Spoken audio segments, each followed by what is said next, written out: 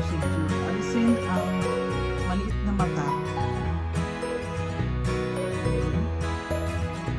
at alisin ang tinta.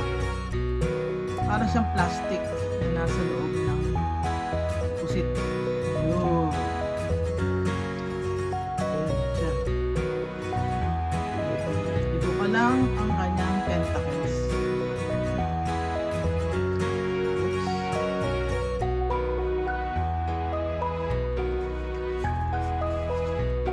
At alasin ang plastic sa loob. Yun kasi ang tinta. Unti-unti nagbigasan.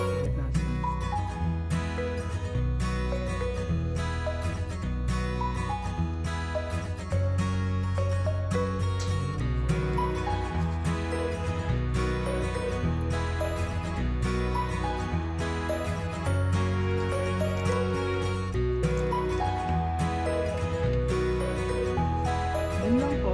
Ang lulutuin natin ngayon ay adobong pusit. Pero meron itong twist. So, lalagyan natin ng oil. Igigisa muna natin siya.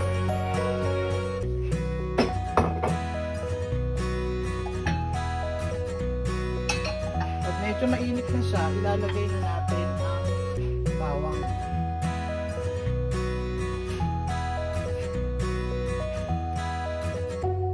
Okay? Bawang.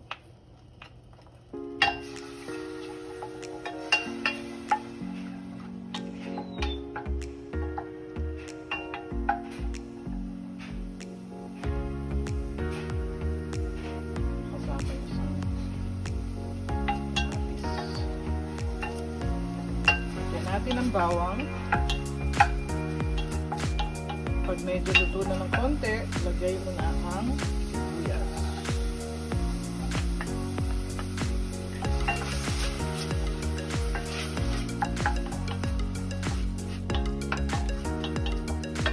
Lutuin mo ng konti ang sibuyas.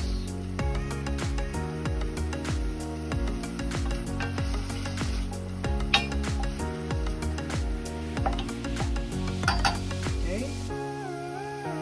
At idagdag mo na ang kamatis. Lutuin natin ng konti ang kamatis.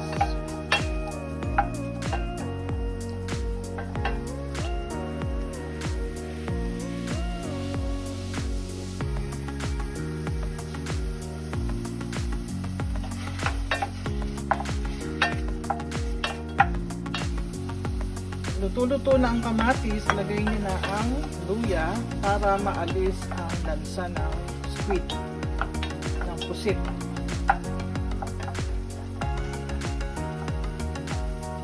Lutuin natin ng konti ang luya.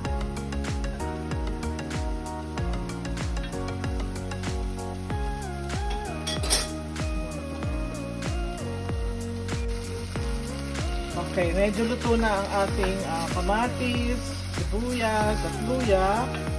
Ilagay na natin ang toyo, ang ating vinegar. By the way, lahat ng mga measurements ay ilalagay ko sa description box. So, i-check nyo na lang doon ang measurement. At ilalagay ko rin dito sa ating video. Okay? Tapos, ilagay mo na rin ang paminta at laurel.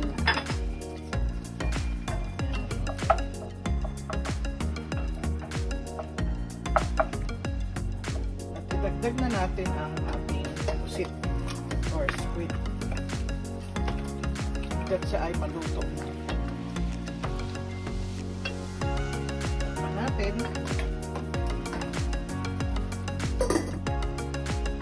Okay, check natin kung medyo luto na. Okay pa. Siguro mga ano pa yan, 15 minutes. No? 15 minutes. Napakasimpleng lutuin ito. Adobo with a twist. Pusit. Okay. Natin luto na at nakakulo na. Huwag nating i-overcook ang squid kasi titigas. So, that's already cooked.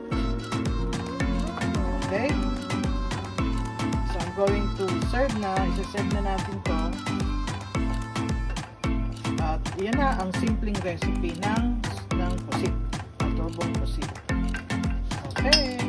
I hope that you like and subscribe to this channel. And subukan ninyo itong recipe na to. Masarap ito. Okay. Thank you for watching. Bye!